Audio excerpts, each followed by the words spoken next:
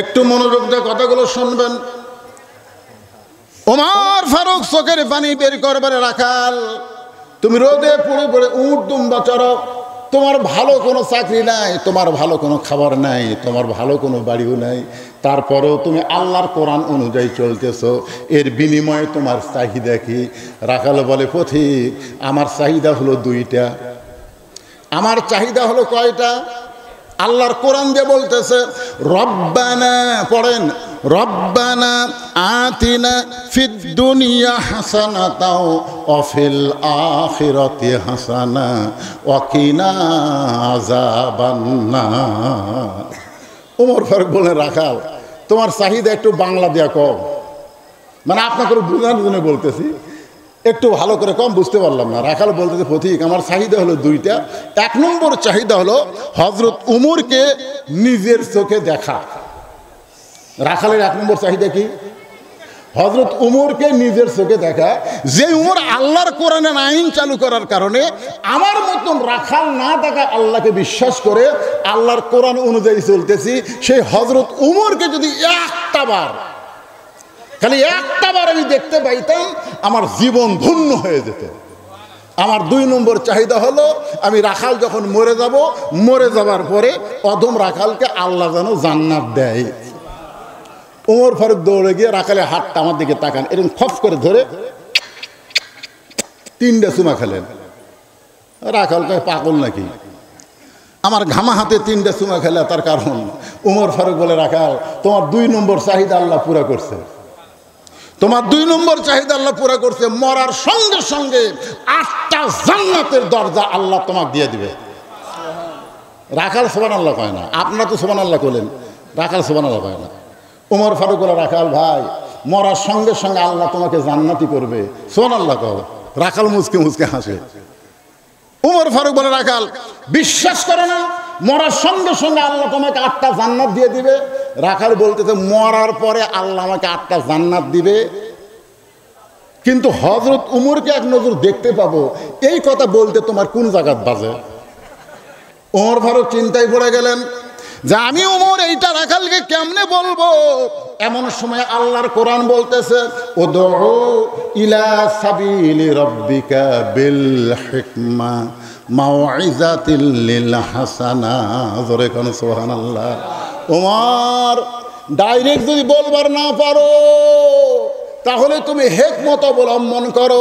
ওমর ফারুক বললেন, রাখাল ভাই সত্যি যদি তুমি হযরত উমরকে দেখতে চাও, তাহলে তোমাকে ফজরের নামাজ সামনে কাতারে আদায় করা লাগবে।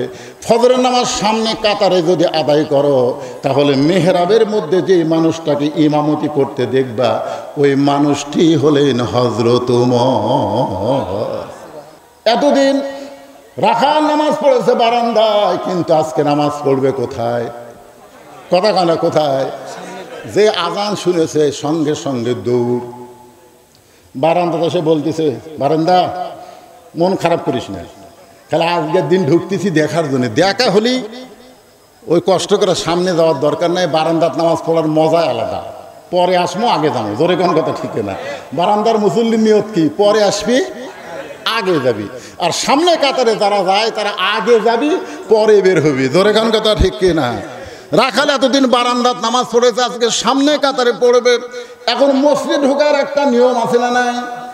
রাখাল ডান পায়ে দোয়াটা পড়ে এখন মসজিদের সামনে কাতারে যাবে। যে সামনে কাতারে যাবার চায়, প্রত্যেকটা সাহাবী নড়ে সরে রাখালকে যাওয়ার রাস্তা করে দেয়।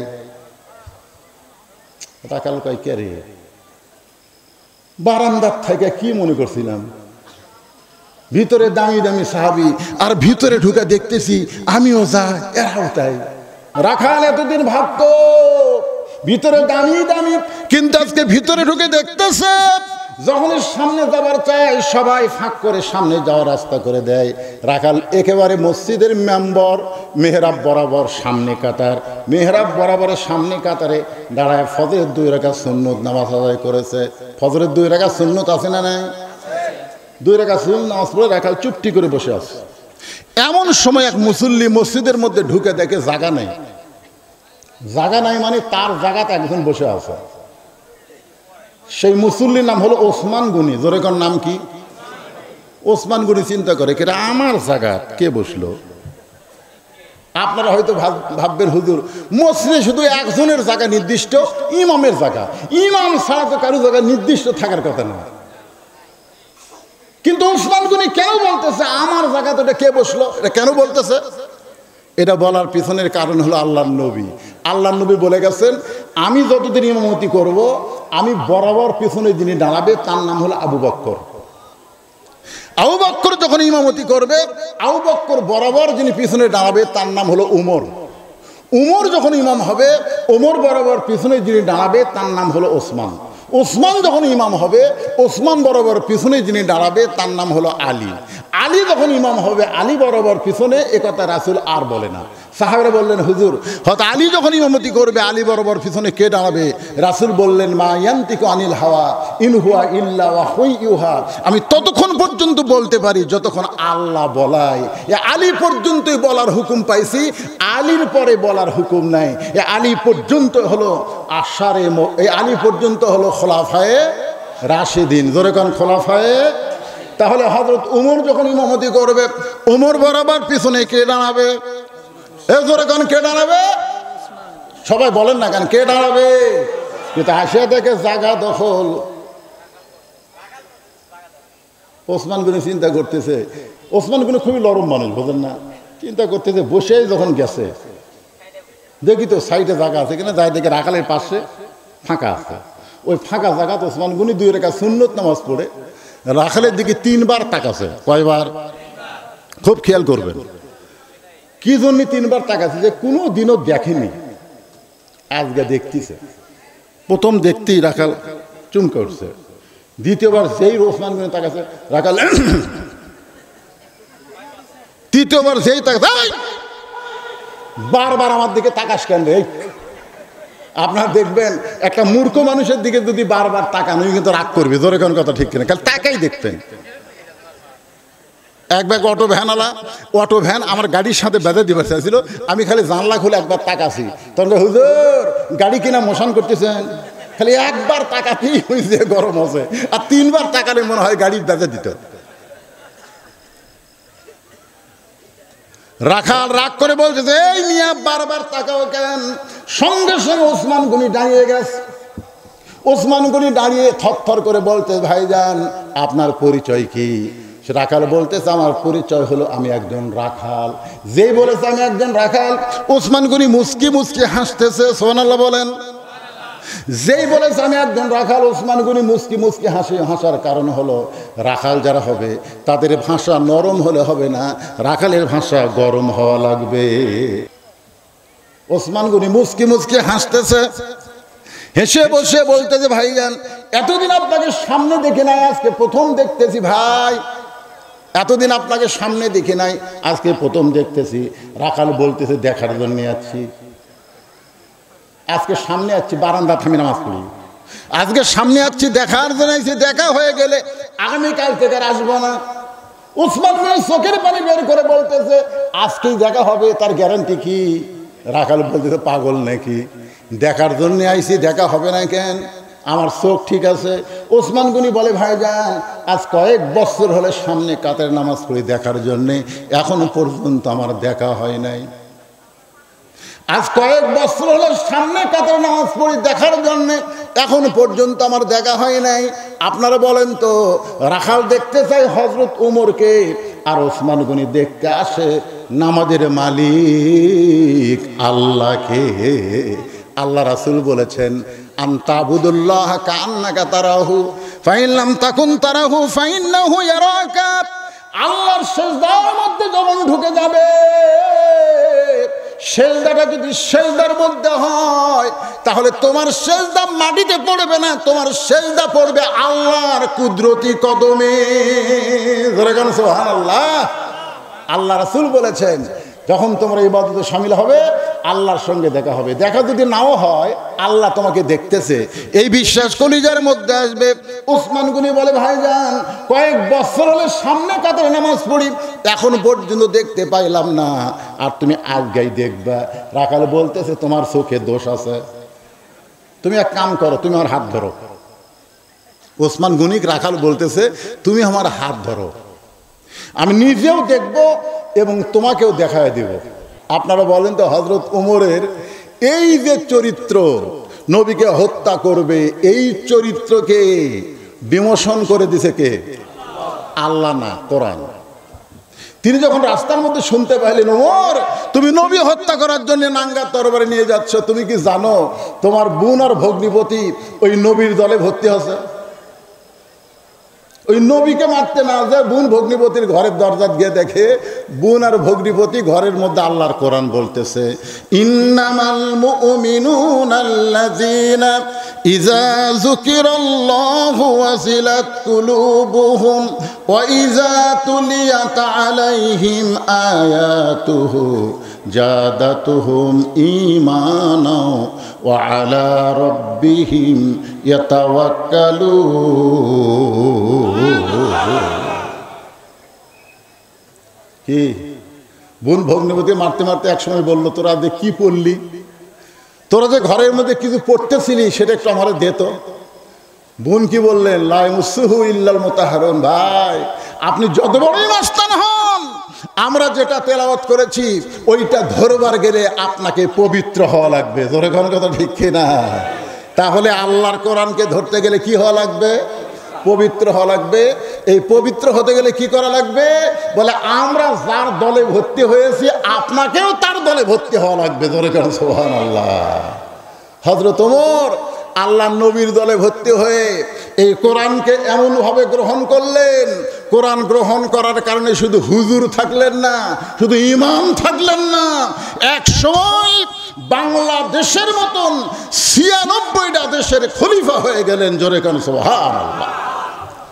বাংলাদেশের মতন কয়টা? কথা কয় না। বাংলাদেশের মতন ৯৬টা দেশের খলিফা যখন হযরত ওমর হলেন, তখন মনে হয় তার মাথার টুপি ছিল না। কথা কয় না। তখন ওমরের মাথার টুপি ছিল? ওমরের মুখে দাড়ি ছিল? ওমরের পরনে কি নবীর সুন্নতি পোশাক ছিল? তো তাহলে হুজুররা দেশ চালাবার পারবে না। মোল্লার দৌড় মসজিদ পর্যন্ত। একটা মৌলবি যদি খুব বেশি পারে তো মসজিদ চলাবে, মসজিদের বাহিরে মৌলবিকে খাওয়া নাই। একদল লোক বলে কি বলে না যে মোল্লার দৌড় মসজিদ পর্যন্ত। তো হযরত ওমর মোল্লা হইয়া, মৌলবি হইয়া বাংলাদেশের মতন ৯৬টা দেশের খলিফা। ধরে কোন সুবহানাল্লাহ। তিনি একদিন মসজিদের মেম্বরে বসে হযরত ওমর নিজের গালে নিজে চল মারতেছেন, নিজের গালে নিজে চল মারতেছেন। খুব খেয়াল করেন, ডান হাতে ডান গালে চল মারে, বাম হাতে বাম গালে চল মারে। এমন সময় হযরত ওসমান গনি মসজিদে ঢুকছে। এমন সময় ঢুকি বলতেছি, আমিরুল মুমিনিন আপনি কি পাগল হয়ে গেলেন? নিজের গালে নিজে চল মারতেছেন। ওমর ফারুক বলে, ওসমান আমার অতীতের কথা বারবার মনে হচ্ছে, আমার অতীতের কথা বারবার মনে হচ্ছে। ওসমান গনি বলতেছি, আমিরুল মুমিনিন আপনি হচ্ছেন বর্তমান অর্ধ জাহানের খলিফা। ওমর ফারুক বললেন, ওসমান যেই ব্যক্তি শুধু বর্তমানকে খেয়াল করে, অতীতের কথা ভুলে যায়, ভবিষ্যতের চিন্তা করে না, ওই ব্যক্তি কোনো সময় মানুষ থাকতে পারে না। জোরে কোন কথা ঠিক কিনা? আপনারা কি মনে করেন আমি যে আজকে যে পজিশনে আছি এই পজিশন আমার বর্তমান? জোরে কোন কথা ঠিক কিনা? আমার অতীতের খবর কি? অতীত, আমার অতীতের খবর জানেন আপনারা? আমি রাস্তায় রাস্তায় ঘুরতাম দাওয়াত নেওয়ার জন্যে। কোনো মানুষজনকে দেখতে বলতাম, ভাই আপনাদের গ্রামে মাহফিল হবে না? হবে হুজুর, তা আমাকে একটু দাওয়াত দেন। এই আপনার ওয়াজই শুননি, আপনাকে দাওয়াত দেওয়া যাবে না। অন্তত ১০০ লোককে বললে ১-১ লোক আমাকে দাওয়াত দিত। ১০০ অতীত, আমার অতীত হলো ঘুরে ঘুরে দাওয়াত নেওয়া। আমার বর্তমান পজিশন হলো দাওয়াতের এত ভিড় যে ভিড়ের কারণে ৩ তলাত লুকা থাকা। মানুষজন আসলে আমার সেক্রেটারি যারা আছে তাদেরকে বলে দাও, এবং লেখা রাখছি বিশাল একটা সাইনবোর্ড যে এই বছর ২৫ সাল ২৬ সাল আমার কোনো তারিখ ফাঁকা নেই। এটা হচ্ছে আমার বর্তমান। আর আমার ভবিষ্যৎ হচ্ছে মসজিদের খাটনি আমার বাড়ির আঙ্গিনাতে আসবে, আমার সমস্ত কাপড় খসায় সাদা কাপড়ের কাপড়ে চকলেটের মতন মোড়ায়া আমাকে অন্ধকার কবরে নিয়ে যাবে। ধরে কোন কথা ঠিক কিনা? এখন আমার অতীতের রাস্তা ঘুরে ঘুরে দাওয়াত নেওয়ার কথা মনে নাই, আমার ভবিষ্যৎ মৃত্যুর কথাও মনে নাই। বর্তমানে আমি কি হুনুরে, কি খালি বর্তমান নিয়ে থাকলে হবে না, অতীতের কথা চিন্তা করা লাগবে। ওসমান, আমি উমর অতীতে খালার বাড়িতে রাখালি করতাম, খালার বাড়িতে আমি রাখালি করতাম, আমি ছাগল চড়াতাম। সন্ধ্যার সময় ছাগল ফেরত আনলে আমার খালা আমার মাথার চুল ধরে বলতো, ওমর কয়টা ছাগল নিয়ে গেলে, কয়টা ফেরত আনলে? আমি ছাগল গুনার দিকে 2-3টা কম, আমি আবার দৌড় দিতাম। ওই পাহাড়ি এলাকায় গিয়া ছাগলগুলো কুড়ে কুড়ে নিয়ে এসে খালারে জমা দিতাম। খালা আমার কান ধরে বলতো, ওমর যেই ভুল আজকে করেছো, এই ভুল যদি আগামীকাল করো, তোমার রাখালির চাকরি আমি ক্যান্সেল করে দেব। আমি খালার পা ধরে বলতাম, খালা আমার রাখালির চাকরি যদি ক্যান্সেল করে দেন, আমি থাকবো কোথায়, খাবো কোথায়? যে উমর একদিন রাখালির চাকরি রক্ষা করার জন্য খালার পা ধরে কেঁদেছে, আজকে সেই উমর অর্ধ পৃথিবীর খলিফা হয়েছে। এটা উমরের যোগ্যতাই নয়, এটা কেবলমাত্র আল্লাহর কোরআনের ওসিলায়। জোরে করার কথা ঠিক কিনা? এখন আপনারা বলেন তো, এই কোরআনের ক্ষমতা আছে না নাই? এই কোরআন যখন বাংলার জমিনে চালু হবে, আমরা তো দেখিনি, আমরা খালি সারা জীবন ওয়াজ শুনে যাচ্ছি। জোরে করার কথা ঠিক কিনা? সাইদি হুজুর 50 বছর কোরআনের তাফসির করেছে, প্রত্যেক গ্রামে গ্রামে, প্রত্যেক পাড়ায় পাড়ায় কোরআনের মাহফিল হচ্ছে। সারা জীবন শুধু কোরআন শুনেই যাচ্ছি, কোরআন শুনেই যাচ্ছি, কিন্তু কোরআন বাস্তবে কি এইটাকে আমরা দেখতে পাইছি? জোরে গান দেখতে পাইছি? আজকে যদি কোরআনের আইন বাংলার জমিনে থাকতো, এরকম লুটতারাত, খুন, রাহানি, চাঁদাবাজি হতো? জোরে বলেন হতো? আজকে বাংলার অবস্থা কিরকম? ডক্টর ইউনূস কিছুই করবার পারতেছে না,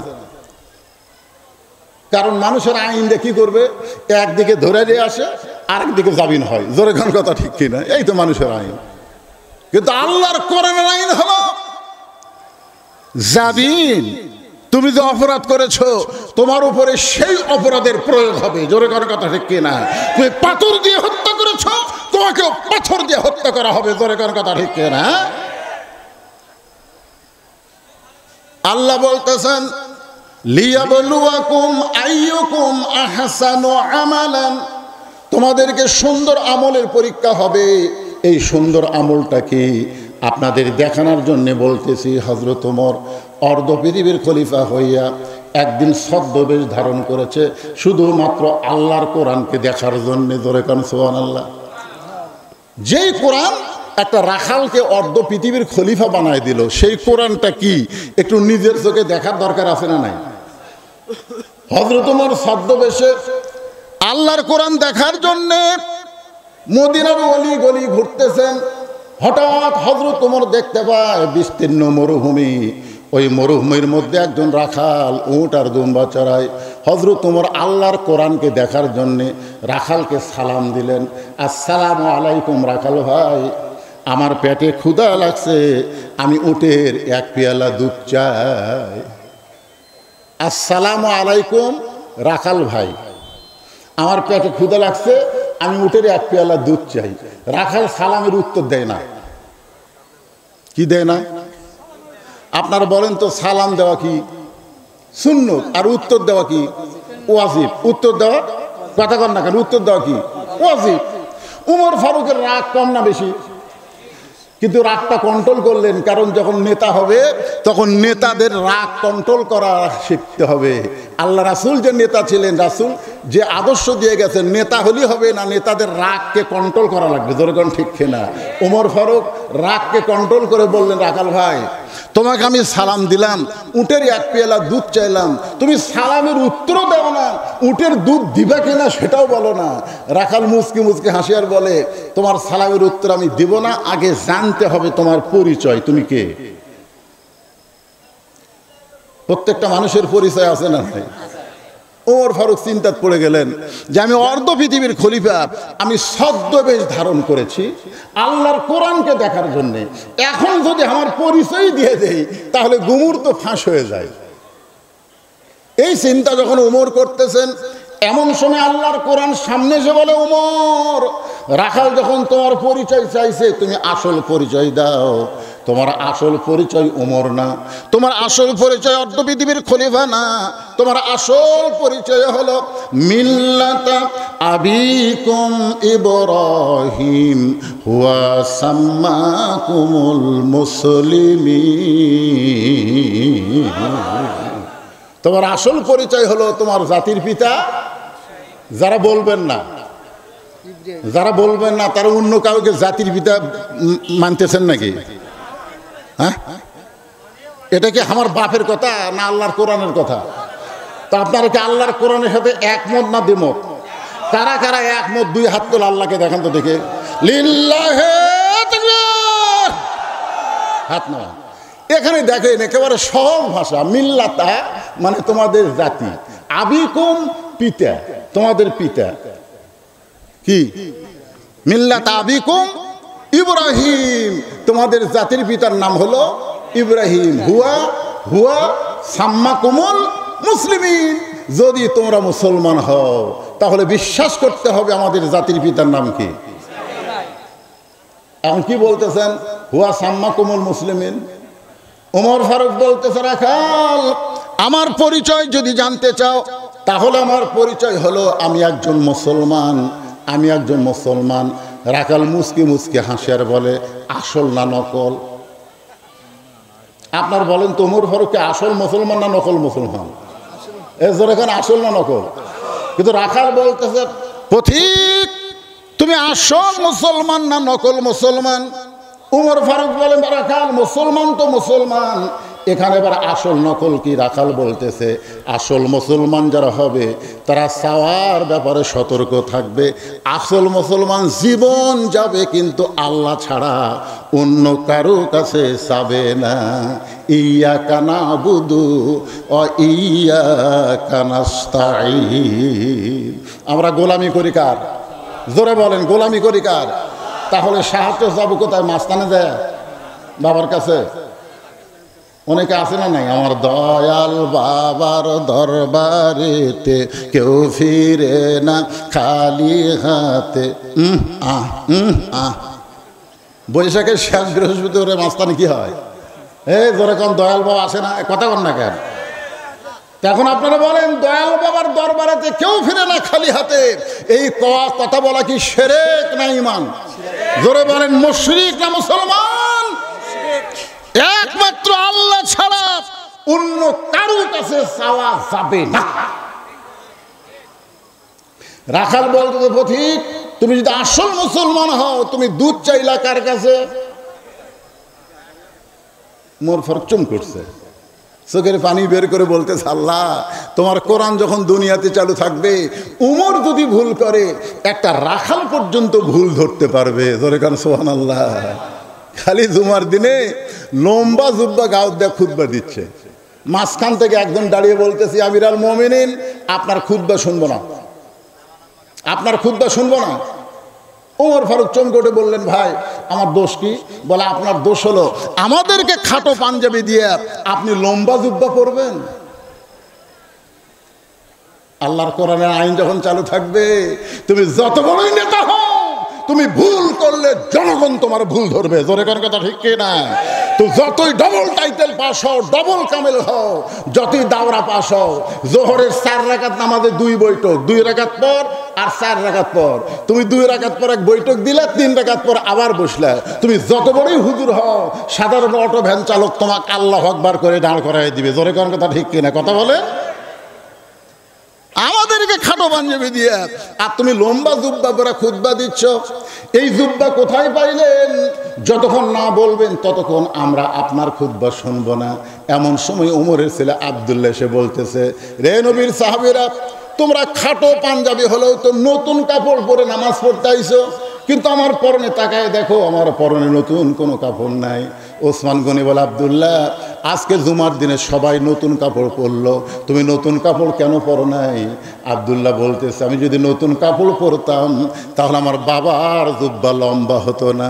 তোমরা সবাই যখন ঘুমাইছিলে তখন আমার বাবা আমার কাছে গিয়ে বলে, আব্দুল্লাহ আগামীকাল জুমার দিনে খুতবা দিব, কিন্তু আমার পাঞ্জাবি এত ছোট, এই ছোট পাঞ্জাবি পরে কেমনে খুতবা দেই?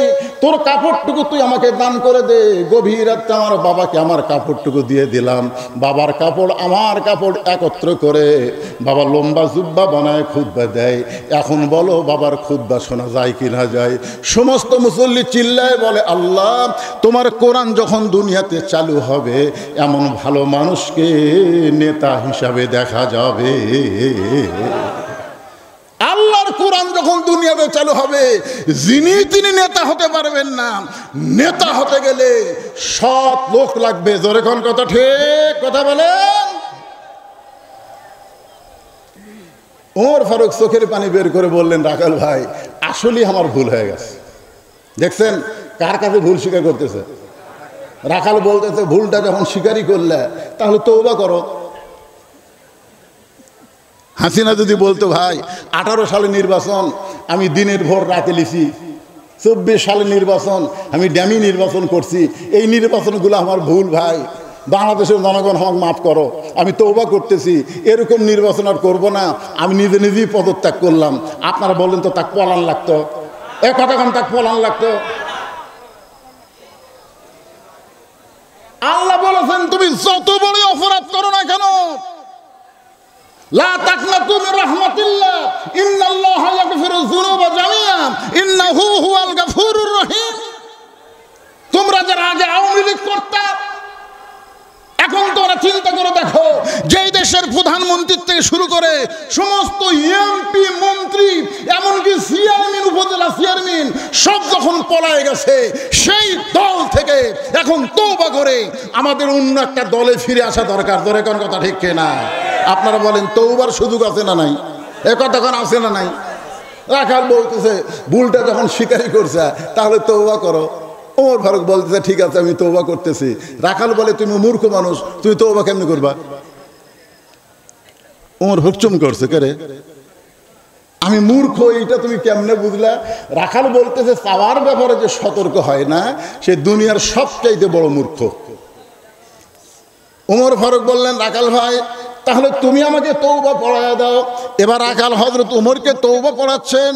এখানে যারা বসে আছেন আপনারা বলেন তো, আপনাদের ভিতরে যারা মাগরিবের নামাজ পড়ে নাই, এশার নামাজ পড়ে নাই, মনে করেন এখানে যত মানুষ বসে আছেন আপনাদের মধ্যে কেউ নাই এরকম? মাগরিবও পড়েনি, এশাও পড়েনি, ওই ফজরও পড়বি না। এখন যদি সে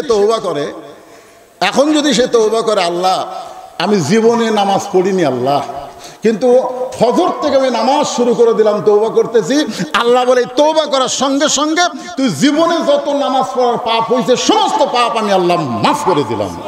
আর তাইব হাবিবুল্লাহ, তওবাকারী আল্লাহর দোস্ত, ধরে কর সুবহানাল্লাহ।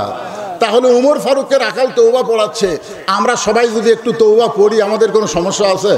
তাহলে সকলে আমার সঙ্গে পড়েন, আস্তাগফিরুল্লাহ রব্বি মিন কুল্লি যামবিন আতুবু ইলাইহি।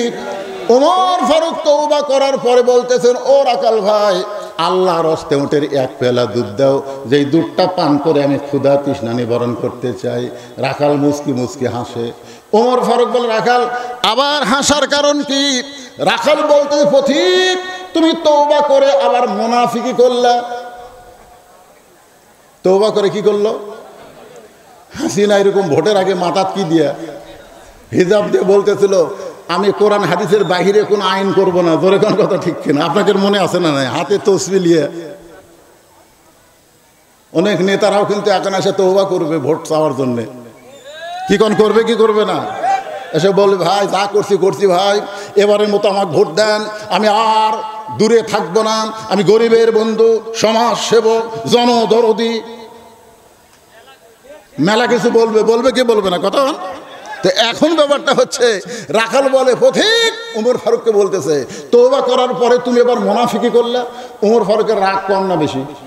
মিয়া মুখে যা আসে তা বলতেছো, তওবা করার পরে মুনাফিকি কেমনে করলাম? রাখাল বলতেছে, এই এত চেতিস কেন? আপনারা বলেন তো, রাখালকে ওমরক চেনে না তো, এই জন্য বলতে চেতিস কেন? তুই ঠিক করে বল, তোর মুখের সাথে মনের মিল আছে? তুই চিন্তা করে দেখতো, আমি কি উটের মালিক? আমি যদি উটের মালিক হইতাম তুমি আমাকে রাখাল বলতে না। আর যখন তুমি আমাকে রাখাল বলেছ তখন তোমার মন বলতেছে আমি উটের মালিক না। আর মালিক ছাড়া রাখালের কাছে চাইলে আল্লাহর হস্তেও রাখাল দিবার পারবে।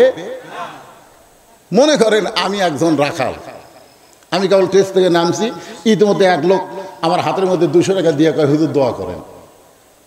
আমি টাকা দেখে ভালোই পকেটে থুয়ে বললাম, কি দোয়া ভাই? বলে হুজুর আমার বইয়ের পেটে একটা বাচ্চা আইছে, আল্লাহ যেন একটা পুত্র দেয়। যেই বলছে বইয়ের পেটে বাচ্চা আইছে আল্লাহ যেন একটা পুত্র দেয়, এই পকেট থেকে 400 টাকা বের করে দিয়ে দিলেন।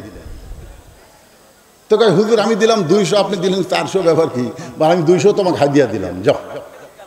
হুজুর আমি তো টাকা চাই না, আমি দোয়া চাইছি। আমি বললাম পাগলা, আমি নিজেই 3 মেয়ের বাপ, আমি নিজেই 3 মেয়ের বাপ। আমার দোয়া দিয়ে যদি পুত্র সন্তান হতো তাহলে আল্লাহ আমাকে একটা দিত। যতবার আমার বইয়ের পেটে বাচ্চা হয়েছে প্রত্যেকবারই তো পুত্র সন্তানের দোয়া করছি, তারপরে আল্লাহ মেয়ে সন্তান দিছে। তা আমার দোয়া দিয়ে যদি আমার বইয়ের পেটেরটা পুত্র না হয়, তোর বইয়েরটা হবে?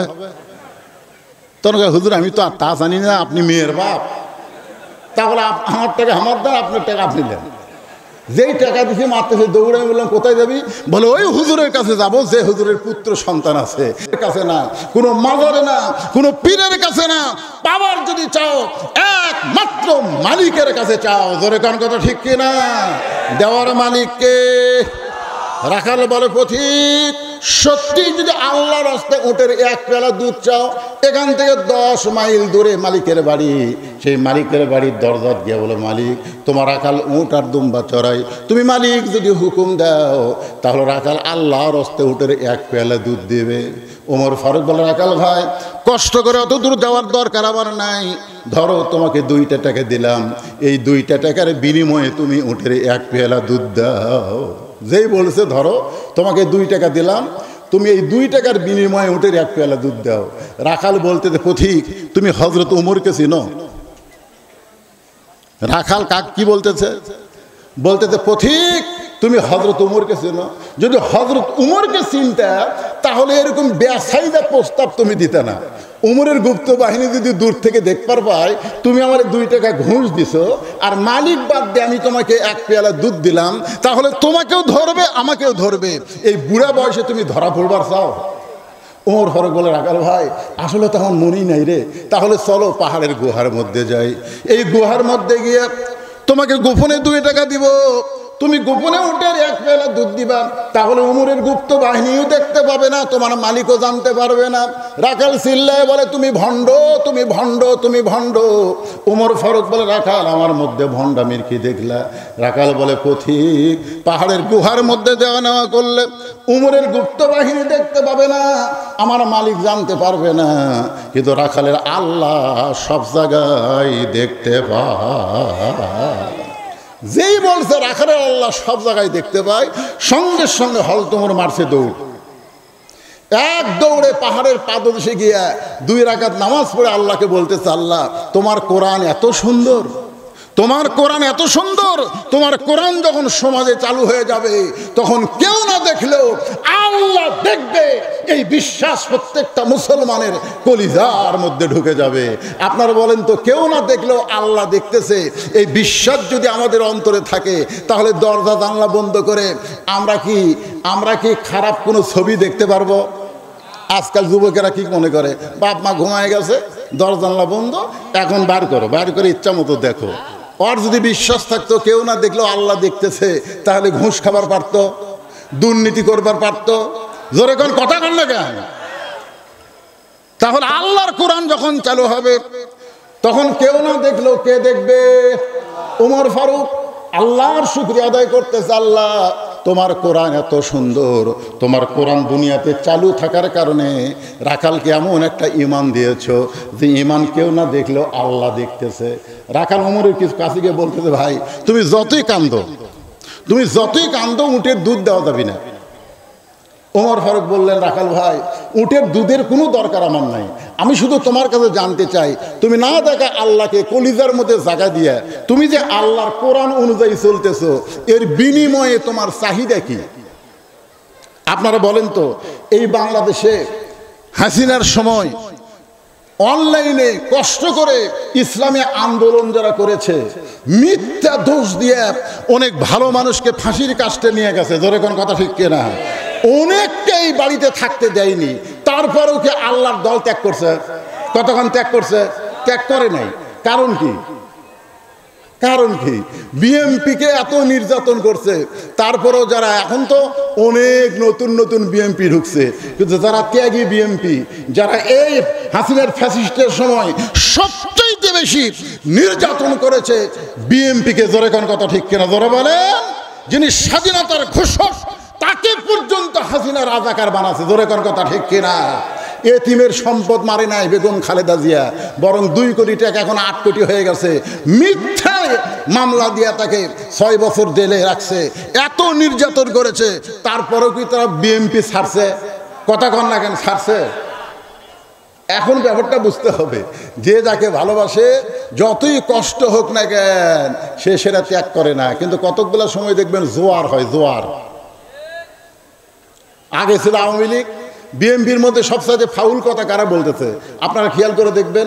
যারা আগে আওয়ামী লীগ করতো বর্তমানে বিএমপি হয়ে গেছে, এরা বিএমপি দুর্নাম করার জন্যে ফাউল কলা বলতেছে। একটা ফজলু পাগলা, উনি কিন্তু আগে আওয়ামী লীগ করতো, জোরে করার কথা ঠিক কিনা? আর একটা হলো এই যে পাবনার হাবিব, আগে ছিল ছাত্র লীগের প্রেসিডেন্ট, সেই লোকটা বিএমপিতে এসে উনি শহীদ জিয়ার আদর্শ বোঝে। শহীদ জিয়ার আদর্শ মানে ইসলামী মূল্যবোধের আদর্শ, জোরে করার কথা ঠিক কিনা? কথা বলেন। শহীদ জিয়ার আদর্শ মানে আরাফার ময়দানে নিমের গাছ লাগানোর আদর্শ।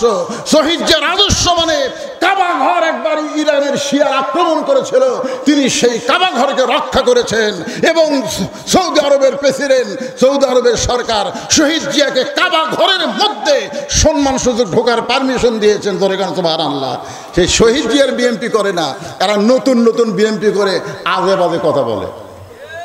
একটু মনোযোগ দিয়ে কথাগুলো শুনবেন।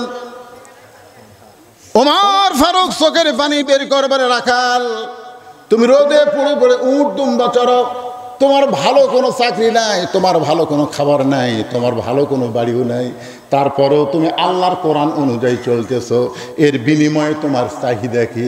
রাখাল বলে, পথিক আমার চাহিদা হলো 2টা। আমার চাহিদা হলো কয়টা? আল্লাহর কোরআন দিয়ে বলতেছে, রব্বানা, পড়েন, রব্বানা আতিনা ফিদ দুনিয়া হাসানাতাও ওয়া ফিল আখিরাতি হাসানা ওয়া কিনা আযাবান্নার। ওমর ফারুক বলেন, রাখাল তোমার চাহিদা একটু বাংলা দিয়া কম, মানে আপনাকে বোঝানোর জন্য বলতেছি, একটু ভালো করে কম, বুঝতে পারলাম না। রাখাল বলতেছে, পথিক আমার চাহিদা হলো 2টা। 1 নম্বর চাহিদা হলো হযরত উমরকে নিজের চোখে দেখা। রাখালের 1 নম্বর চাহিদা কি? হযরত উমরকে নিজের চোখে দেখা। যে উমর আল্লাহর কোরআনের আইন চালু করার কারণে আমার মতন রাখাল না দেখা আল্লাহকে বিশ্বাস করে আল্লাহর কোরআন অনুযায়ী চলতেছি, সেই হযরত উমরকে যদি একটা বার, খালি একটা বার আমি দেখতে পাইতাম, আমার জীবন ধন্য হয়ে যেত। আমার 2 নম্বর চাহিদা হলো আমি রাখাল যখন মরে যাব, মরে যাবার পরে অধম রাখালকে আল্লাহ যেন জান্নাত দেয়। ওমর ফারুক দৌড়ে গিয়ে রাখালের হাতটা আমার দিকে তাকান, এরকম খপ করে ধরে 3টা চুমা খেলেন। রাখাল কয় পাগল নাকি? আমার ঘামা হাতে 3টা চুমা খেলে তার কারণ? ওমর ফারুক বলে, রাখাল তোমার 2 নম্বর চাহিদা আল্লাহ পুরা করছে, তোমার 2 নম্বর চাহিদা আল্লাহ পুরা করছে। মরার সঙ্গে সঙ্গে 8টা জান্নাতের দরজা আল্লাহ তোমাকে দিয়ে দিবে।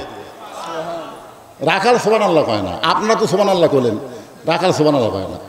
ওমর ফারুক বলে, রাখাল ভাই মরার সঙ্গে সঙ্গে আল্লাহ তোমাকে জান্নাতি করবে, সুবহানাল্লাহ কও। রাখাল মুচকে মুচকে হাসে। ওমর ফারুক বলে, রাখাল বিশ্বাস করে না মরার সঙ্গে সঙ্গে আল্লাহ তোমাকে 8টা জান্নাত দিয়ে দিবে? রাখাল বলতেছে, মরার পরে আল্লাহ আমাকে 8টা জান্নাত দিবে, কিন্তু হযরত উমরকে এক নজর দেখতে পাবো, এই কথা বলতে তোমার কোন জায়গাত বাজে? কারণ মরার পরে আর জীবিত অবস্থায়, আপনারা বলেন তো, মরার পরে আমরা জান্নাত পাবো, সেটা কি এখনই পাচ্ছি? কথা কন না কেন? এখনই পাচ্ছি। তাহলে একটা কি নগদ আর একটা কি বাকি? তাহলে নগদ হচ্ছে হযরত উমরকে এক নজর দেখবো, সেই কথা বলতে তোমার কোন জায়গাত বাজে? উমর ফারুক চিন্তায় পড়ে গেলেন যে আমি যে উমর, এ কথা রাখালকে কেমনে বলি? যে রাখাল আমাকে তওবা পড়াছে, জোরে কোন কি পড়াছে? যে রাখাল আমাকে মুনাফিক কইছে, আমাকে ভণ্ড কইছে, এখনই যদি বলি ভাই আমি উমর, বলাও সারা, রাখাল হাত ফেল করে মরাও সারা, জোরে কোন কথা ঠিক কিনা? যদি বলে এই তুই যে উমরক দেখ পারছিস সেটা হামি রে, যেই বলবে হামি সঙ্গে এর নাম কি? কি জন্য হার্ট ফেল করবে? কারণ তওবা পড়াছে, মুনাফিক কইছে, ভণ্ড কইছে। ওমর ফারুক চিন্তায় পড়ে গেলেন যে আমি ওমর এইটা রাখালকে কেমনে বলবো। এমন সময় আল্লাহর কোরআন বলতেছে, উদউ ইলা সাবিলি রাব্বিকা বিল হিকমা মাউইজাতিল লিল হাসানা। জোরে কোন সুবহানাল্লাহ। ওমর ডাইরেক্ট যদি বলবার না পারো তাহলে তুমি হিকমত অবলম্বন করো। ওমর ফারুক বললেন, রাখাল ভাই সত্যি যদি তুমি হযরত ওমরকে দেখতে চাও তাহলে তোমাকে ফজরের নামাজ সামনে কাতারে আদায় করা লাগবে। ফজরের নামাজ সামনে কাতারে যদি আদায় করো তাহলে মেহরাবের মধ্যে যে মানুষটাকে ইমামতি করতে দেখবা ওই মানুষটি হলেন হযরত ওমর। সুবহানাল্লাহ। আসতে করলেন কেন? তার মানে কি বোঝা গেল? ইসলামের নেতা হতে গেলে, কোরআনের আইন যখন চালু হবে তখন শুধু তাকে নেতাগিরি করলে হবে না, মসজিদের ইমাম হওয়াও লাগবে। ধরে কারণ কি হওয়া লাগবে? এখন বলতেছে রাখাল সত্যি যদি হযরত ওমরকে দেখতে চাও তাহলে ফজরের নামাজ 5 ওয়াক্ত নামাজের মধ্যে সবচাইতে গুরুত্বপূর্ণ নামাজের নাম কি? আরো জোরে গান। আল্লাহ রাসূল বলেছেন ফজরের নামাজ কেউ যদি জামাতে না পড়ে সে ব্যক্তি আস্তে আস্তে মুনাফিক হয়ে যাবে। ফজরের নামাজ জামাতে আদায় করা লাগবেই। হযরত ওমর বললেন সত্যি যদি ওমরকে দেখতে চাও তাহলে ফজরের নামাজ তোমাকে সামনে কাতারে আদায় করা লাগবে। রাখাল ছোট বাচ্চার মতন কান্না শুরু করছে। এতক্ষণ রাখাল কি করছে? খালি হাসিছে, আর এবারে কান্না শুরু করছে। ওমর ফারুক বলে, কান্দো কেন ভাই? বলে, তুমি আমাকে চেনো না, আমি রাখাল, আমি বারান্দাত নামাজ পড়ি। মসজিদের মধ্যে ঢোকার সাহস আমার কোনোদিন হয় না, কারণ মসজিদের মধ্যে নবীর দামি দামি সাহাবীরা নামাজ পড়ে, সেখানে আমি রাখাল কেমনে যাই? ওমর ফারুক বললেন, রাখাল তুমি কম দামি আর ভিতরে দামি, এই কথা তোমারে বুঝালো কে? আমরা উপরে বসে আছি, আমরা দামি, আর আপনার নিচে বসে আছেন আপনারা কম দামি, এ কথা কোথায় আছে? এই শ্রোতারা শোনেন, আপনারা যে নিচে বসে আছেন আমরা উপরে বসে আছি। এখন আপনারা ভাবতেছেন প্রধান বক্তা খুবই দামি, প্রধান অতিথি খুবই দামি, সভাপতি খুবই দামি। না, আল্লাহ বলতেছেন ইন্না আকরামাকুম ইনদাল্লাহি আতকাকুম। আল্লাহর ভয় যার অন্তরে যত বেশি সে আল্লাহর কাছে তত দামি। জোরে খান সুবহানাল্লাহ। হয়তো আমার মতন বক্তাকে আল্লাহ তক্তা বানায় জাহান্নামে দিবে, আর আপনাদের শ্রোতাকে আল্লাহ তাআলা জান্নাত দিয়ে দিবে। জোরে কোন কথা ঠিক কিনা ভাইজান? বক্তা হলেই হবে না, টাকা নিলেই হবে না, আর মাটিতে বসে থাকলে সে কম দামি না। কম দামি এবং দামি নিরূপণ হয় তাকওয়ার উপরে। জোরে কোন কিসের উপরে? ওমর ফারুক বললেন, রাখাল তুমি কম দামি আর ভিতরে দামি কথা তোমারে বুঝাইলো কে? সত্যি যদি ওমরকে দেখতে চাও তাহলে ফজরের নামাজ তোমাকে সামনে কাতার আদায় করা লাগবে। রাখাল বলতেছে, তাহলে আজকে এশার নামাজ পড়ে আমি আর বাড়ির যাব না। ওমর ফারুক বললেন, কেন? বলে, এশার নামাজ পড়ে বাড়ির যা, যদি ফজরের নামাজ সামনে কাতারে না পাই, এই জন্যে এশার নামাজ পড়ে আমি মসজিদেই থাকবো আর ফজরের নামাজ সামনে কাতারে ধরার চেষ্টা করব। ওমর ফারুক বললেন, রাখাল তুমি বলো তো 5 ওয়াক্ত নামাজের মধ্যে 3 ওয়াক্ত তাড়াতাড়ি আর 2 ওয়াক্ত লম্বা কেন? 5 ওয়াক্ত নামাজের মধ্যে 3 ওয়াক্ত কি তাড়াতাড়ি? আসর, মাগরিব, এশা। দেখেন একটা জাতি আর একটা। জোরে কোন কথা ঠিক কিনা? আসর, মাগরিব, এশা, 3 ওয়াক্ত কি কাছাকাছি না? তাড়াতাড়ি না? আর 2 ওয়াক্ত লম্বা। এশা থেকে ফজর, ফজর থেকে জোহর, এই 2 ওয়াক্ত লম্বা কেন? রাখাল বলতেছে, আমি তো জানি না। ওমর ফারুক বললেন, শোনো, ফজর থেকে জোহর আল্লাহ লম্বা সময় দেওয়ার কারণ হলো এই সময়ের মধ্যে মানুষ খেতে খামারে কাজকাম করবে, অফিস আদালত করবে, ব্যবসা বাণিজ্য করবে, তারপরে চাকরি বাকরি বহু কিছু কাজকাম করবে। এই কাজকাম করার কারণে দেহের মধ্যে যে ক্ষয় হবে, এশা থেকে ফজর আল্লাহ লম্বা সময় দেওয়ার কারণ হলো এই লম্বা সময়ের মধ্যে সে ঘুম পাড়বে, আর ওই ঘুম পাড়ার কারণে ওই ফজর থেকে জোহর পর্যন্ত যে ক্ষয় হয়েছে আল্লাহ তাআলা ওই ক্ষয়টা ঘুমের মাধ্যমে পুরো করে দিবে। তাহলে এশা থেকে ফজর তুমি যদি সামনে কাতারে ধরবার চাও, তোমার যদি ঘুম ধরে, তাহলে তুমি কি করবা? রাখাল বলতে, ঘুম যদি ধরেই তাহলে মসজিদের মধ্যে ঘুমায় যাব। যেই বলছে মসজিদের মধ্যে ঘুমায় যাব, উমর ফারুক চেহারা লাল করে বলতে, মসজিদের মধ্যে ঘুম পাড়ার দলিল দে। এই শোনেন, মসজিদের মধ্যে তো একটা ঘুম পাড়বেন, সে ঘুম পাড়ার দলিল থাকা লাগবে না? কথা কন, ফাইদা কুদিয়াতিস সালাহ ফান্তাশিরু ফিল আরদ। আহারে, আপনার তো কিছুই বলতেছেন না, কি মন খারাপ করছেন নাকি? মসজিদে ঘুম পাড়ার দূরের কথা, যখন নামাজ পড়া সবাই চলে গেছে, ওরা তিনজন 4 ফ্যান দিয়ে গল্প করতেছে। কয় ফ্যান? 4 ফ্যান দিয়ে তিনজন গল্প করতেছে, 1-1 ঘন্টা হয় গল্প ছাড়ে না। 2 কান্দে 2 ফেরেশতা বলতেছে, আল্লাহ, সবাই নামাজ পড়ে বাড়িতে গেল, এরা তিনজন যে 4 ফ্যান দিয়ে গল্প করতেছে, এর কি রেজাল্ট কি?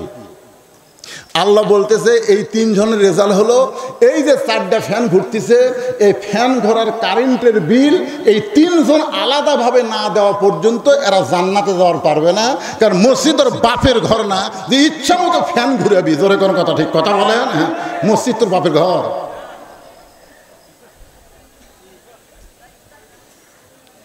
ওমর ফারুক বললেন, রাখাল ভাই, সত্যি যদি ওমরকে দেখতে চাও তাহলে ফজরে আজানের গুরুত্ব দিও। 5 ওয়াক্ত নামাজের আজানের মধ্যে আর ফজরের নামাজের আজানের মধ্যে একটু পার্থক্য আছে না নাই? ফজরের আজানে 2টা একই কথা 2 বার বলে মুয়াজ্জিন। আমি যুবকদের বলতেছি, ও বাবা যুবক, তোমরা ফজরের আজানের মধ্যে মুয়াজ্জিন যে অন্য নামাজের আজানের চাইতে এক কথা 2 বার বেশি কয়, সে কথা তোমরা শুনবার ভাষা আপনাকে বলিনি তো। এই যে যুবক যারা ফেসবুক চালায় 2টা পর্যন্ত ফেসবুক চলে, ওই ঘুম আসলে আসসালাতু খায়রুন নাম কোন দিক দিয়ে যায় ওই বুঝতে পারে।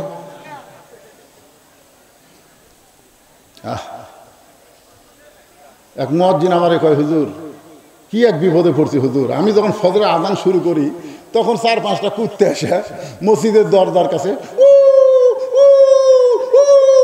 করে। তাই আমি বললাম, বারেক তো এখন ফজরে আজানের সময় তুমি মুয়াজ্জিন কো, হয় হুজুর আজান আমি কি জোরে দেই, ওই কুত্তের শব্দ মাইকের মধ্যে যায়, একের মানুষ শুনবার পায়, মুয়াজ্জিন আর কুত্তে একসাথে। হুজুর কুত্তে কেন এরকম করে, আপনি একটা মশলা দেন তো।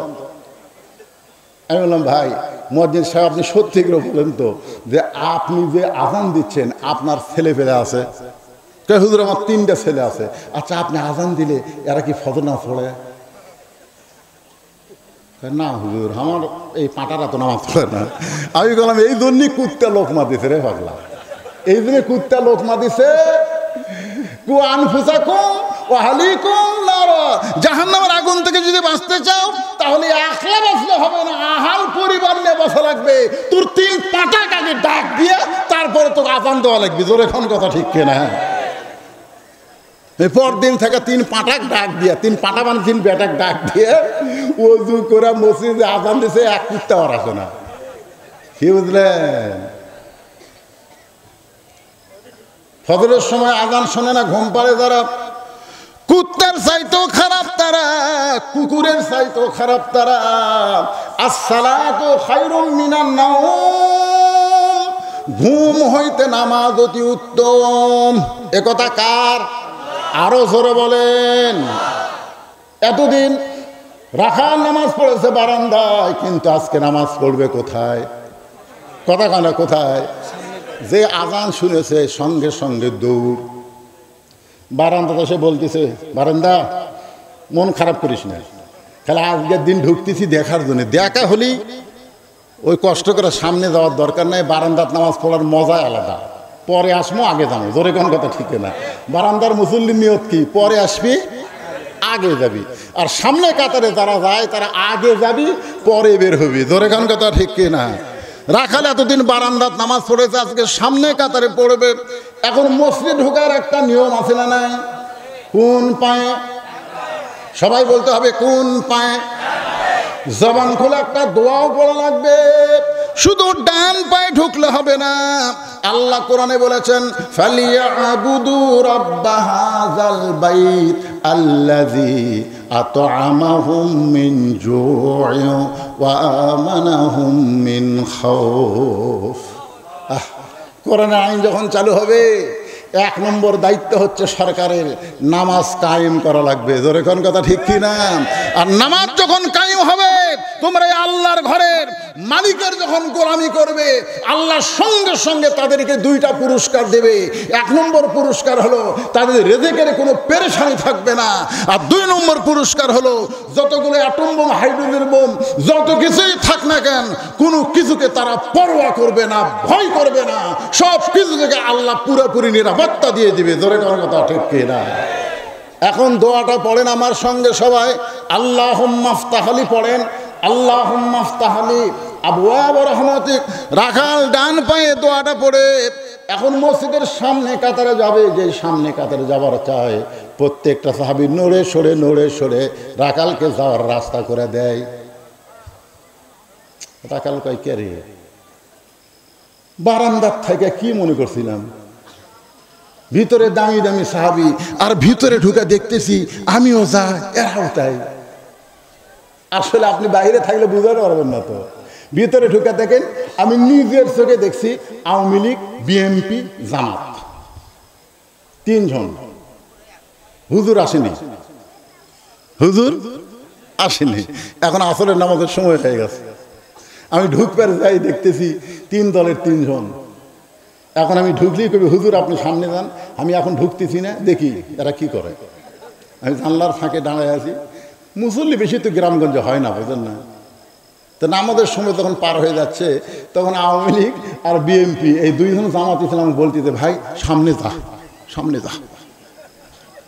তো জামাত ইসলাম বলতেছে, না ভাই আপনার দল ক্ষমতাতে আছে। আওয়ামী লীগকে বলতেছে, আপনি সামনে যান। আরে পাগলা, আমি মাঝে মধ্যে নামাজ পড়ি, সামনে যাওয়ার পারি। বিএনপি বলতেছে, আঁকা মধ্যে যা, তুই সামনে যা। যদি ওটা নাও হয়, আওয়ামী লীগ, বিএনপি, জাতীয় পার্টি, জামাত, আপনার বলেন তো, এরা চারজন যদি মসজিদের মধ্যে ঢোকে, তাহলে এরা কি চারজন চার কাতার করবি না এক কাতারে নাড়াবি? যদি আওয়ামী লীগ কাছ থেকে বিএনপি একটু ফাঁকে থাকে, বিএনপি হাত ধরে টানবি, আয় ভাই আমার কাছে আয়। কাতারের মধ্যে ফাঁক খাওয়া যায় না রে। ফেরত দেখায় আল্লাহ, বাইরে এত দল আর ভিতরে এক কাতার। তার মানে আল্লাহ কয়, আমার ঘরের মধ্যে ঢুকলে কোনো রাজনীতি চলবি না, সবাই কাঁধে কাঁধ মিলে ভাই ভাই হয়ে দাঁড়ান লাগবে। জোরে কোন কথা ঠিক কিনা? এখন মসজিদের মধ্যে কোনো মানুষের আইন চলে না, আইন চলে কার? রাখাল এতদিন ভাবতো ভিতরে দামি দামি, কিন্তু আজকে ভিতরে ঢুকে দেখতেছে যখন সামনে যাবার চায়, সবাই ফাঁক করে সামনে যাওয়ার রাস্তা করে দেয়। রাখাল একেবারে মসজিদের মেম্বর, মেহরাব বরাবর সামনে কাতার, মেহরাব বরাবরের সামনে কাতারে দাঁড়ায় ফজরের 2 রাকাত সুন্নত নামাজ আদায় করেছে। ফজরের 2 রাকাত সুন্নত আছে না নাই? 2 রাকাত সুন্নত নামাজ পড়ে রাখাল চুপটি করে বসে আছে। এমন সময় এক মুসল্লি মসজিদের মধ্যে ঢুকে দেখে জায়গা নেই। জায়গা নাই মানে তার জায়গাতে একজন বসে আছে। সেই মুসল্লির নাম হলো ওসমান গনি। জোরে কোন নাম কি? ওসমান গনি চিন্তা করে, কেরা আমার জায়গা কে বসলো? আপনারা হয়তো ভাববেন, হুজুর মসজিদে শুধু একজনের জায়গা নির্দিষ্ট, ইমামের জায়গা। ইমাম ছাড়া তো কারো জায়গা নির্দিষ্ট থাকার কথা না। কিন্তু ওসমান গনি কেন বলতেছে আমার জায়গা, তো এটা কে বসলো? এটা কেন বলতেছে? এটা বলার পিছনের কারণ হলো আল্লাহর নবী। আল্লাহর নবী বলে গেছেন, আমি যতদিন ইমামতি করব, আমি বরাবর পিছনে যিনি দাঁড়াবে তার নাম হলো আবু বকর। আবু বকর যখন ইমামতি করবে, আবু বকর বরাবর যিনি পিছনে দাঁড়াবে তার নাম হলো উমর। উমর যখন ইমাম হবে, উমর বরাবর পিছনে যিনি দাঁড়াবে তার নাম হলো ওসমান। ওসমান যখন ইমাম হবে, ওসমান বরাবর পিছনে যিনি দাঁড়াবে তার নাম হলো আলী। আলী যখন ইমাম হবে, আলী বরাবর পিছনে, একথা রাসূল আর বলে না। সাহাবারা বললেন, হুজুর হয়তো আলী যখন ইমামতি করবে, আলী বরাবর পিছনে কে দাঁড়াবে?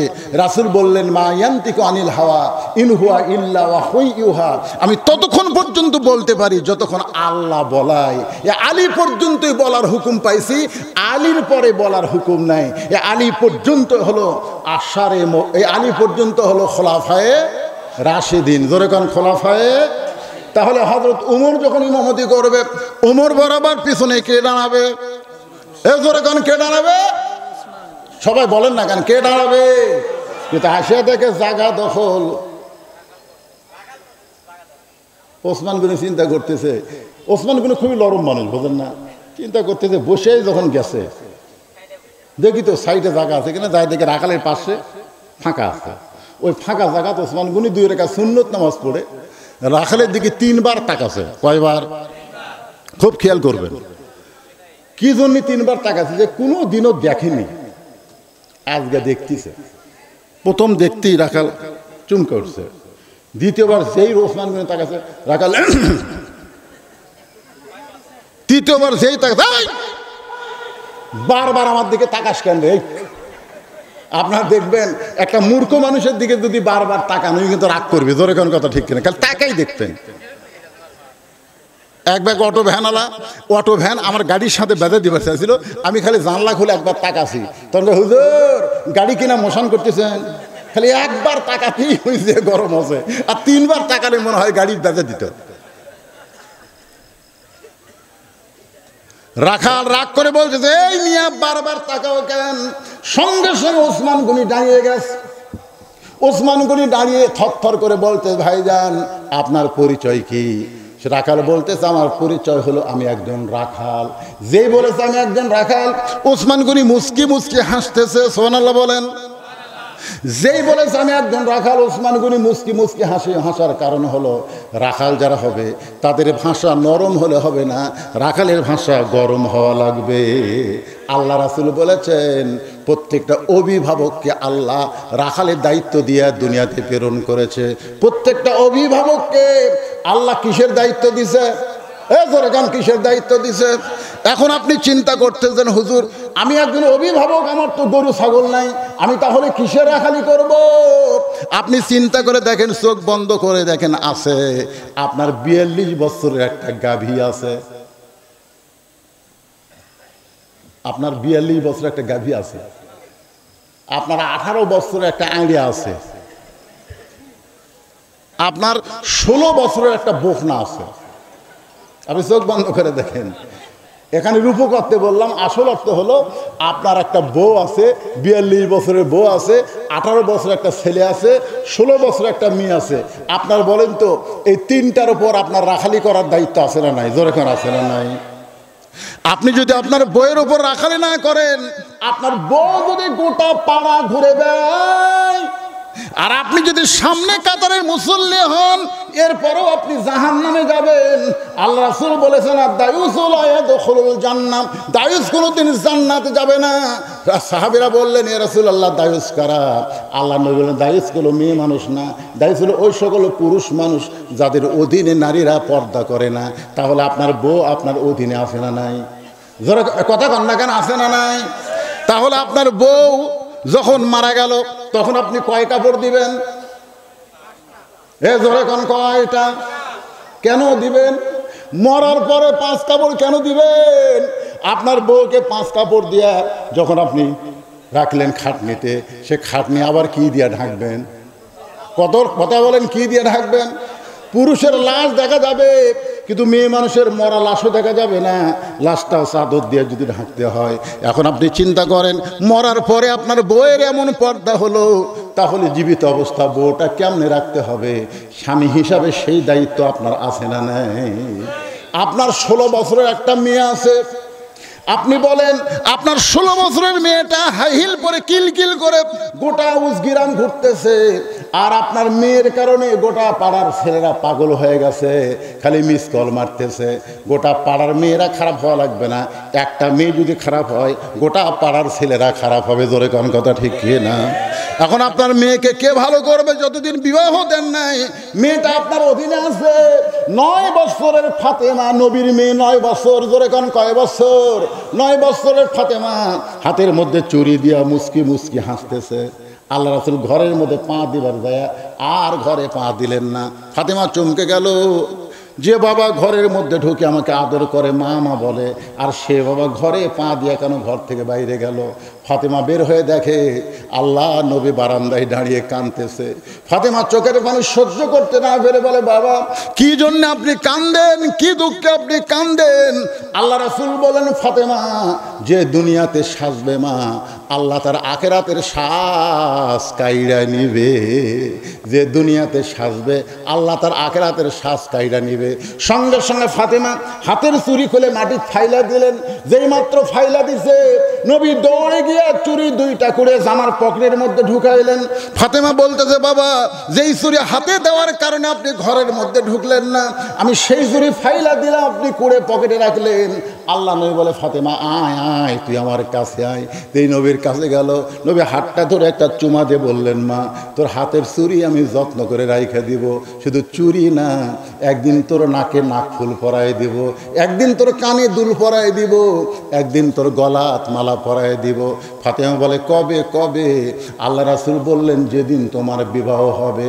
ও ফাতেমা, মেয়েরা কেবলমাত্র এক ব্যক্তির জন্য সাজতে পারবে, সেই ব্যক্তি হলো তার স্বামী। স্বামী ছাড়া অন্য কোনো পুরুষের জন্যে মেয়েরা চুরি পরতে পারবে না, নাকে ফুল দিবার পারবে না, কানে দুল দিবার পারবে না, গলাত মালা দিবার পারবে না। মেয়েরা কেবলমাত্র এক ব্যক্তির জন্য সাজতে পারবে, সেই ব্যক্তিটাই হলো তার স্বামী। ওসমান গনি মুচকি মুচকি হাসতেছে, হেসে বসে বলতেছে, ভাইজান এতদিন আপনাকে সামনে দেখে নাই, আজকে প্রথম দেখতেছি। ভাই এতদিন আপনাকে সামনে দেখে নাই, আজকে প্রথম দেখতেছি। রাখাল বলতেছে, দেখার জন্য আছি, আজকে সামনে আছি, বারান্দা থামি নামাজ পড়ি, আজকে সামনে আছি দেখার জন্য। দেখা হয়ে গেলে আগামীকাল থেকে আর আসবো না। উসমান গনি চোখের পানি বের করে বলতেছে, আজকেই দেখা হবে, তার গ্যারান্টি কি? রাখাল বলতেছে, পাগল নাকি? দেখার জন্য আইছি, দেখা হবে না কেন? আমার চোখ ঠিক আছে। ওসমান গনি বলে, ভাইজান আজ কয়েক বছর হলে সামনে কাতের নামাজ পড়ি দেখার জন্যে, এখনো পর্যন্ত আমার দেখা হয় নাই। আজ কয়েক বছর হলে সামনে কাতের নামাজ পড়ি দেখার জন্যে, এখনো পর্যন্ত আমার দেখা হয় নাই। আপনারা বলেন তো, রাখাল দেখতে চাই হযরত উমরকে, আর ওসমান গনি দেখতে আসে নামাজের মালিক আল্লাহকে। আল্লাহ রাসূল বলেছেন, আনতাবুদুল্লাহ কাআন্নাকা তারাহু ফাইন লাম তাকুন তারাহু ফাইন্নাহু ইয়ারাকা। আল্লাহর সিজদার মধ্যে যখন ঢুকে যাবে, সিজদাটা যদি সিজদার মধ্যে হয়, তাহলে তোমার সিজদা মাটিতে পড়বে না, তোমার সিজদা পড়বে আল্লাহর কুদরতি কদমে। সুবহানাল্লাহ। আল্লাহ রাসূল বলেছেন, যখন তোমরা ইবাদতে শামিল হবে আল্লাহর সঙ্গে দেখা হবে। দেখা যদি নাও হয়, আল্লাহ তোমাকে দেখতেছে, এই বিশ্বাস কলিজার মধ্যে আসবে। ওসমান গনি বলে, ভাইজান কয়েক বছর হলে সামনে কাতারে নামাজ পড়ি, এখন পর্যন্ত দেখতে পাইলাম না, আর তুমি আজকেই দেখবা। রাখাল বলতেছে, তোমার চোখে দোষ আছে, তুমি এক কাম করো, তুমি আমার হাত ধরো। ওসমান গনি রাখাল বলতেছে, তুমি আমার হাত ধরো, আমি নিজেও দেখব এবং তোমাকেও দেখায় দিব। ওসমান গনি রাখালের হাতটা খফ করে ধরে আল্লাহর কোরআন তেলাওয়াত করতেছে, ইয়া আইয়ুহাল্লাযীনা আমানু তাকুল্লাহা ওয়া কুনু মা'আস সাদিকিন। রে ঈমানদারেরা, আল্লাহর ভয় যদি তোমরা অন্তরে রাখতে চাও, তাহলে সত্যবাদীদের তোমরা দলভুক্ত হয়ে যাও। আপনারা বলেন তো, আল্লাহর ভয় কলিজার মধ্যে রাখতে গেলে সাথী হওয়া লাগবে কার? আল্লাহওয়ালার। জোরে বলেন কার? আরো জোরে বলেন কার? এখন ওসমান গনি মনে মনে চিন্তা করে, নিজের যোগ্যতায় আমি দেখবার পাইনি, আজকে এমন একজন লোক পাইছি, নিজেও দেখবে এবং আমাকেও দেখায় দিবে। ওসমান গনি রাখালের হাতটা ধরে বসে আছে। জোরে কোন সুবহানাল্লাহ। কিছুক্ষণ পরে যখন নামাজের সময় হয়েছে, এমন সময় মুয়াজ্জিন সাহেব নামাজের আকামত শুরু করেছে। জোরে কোন কি?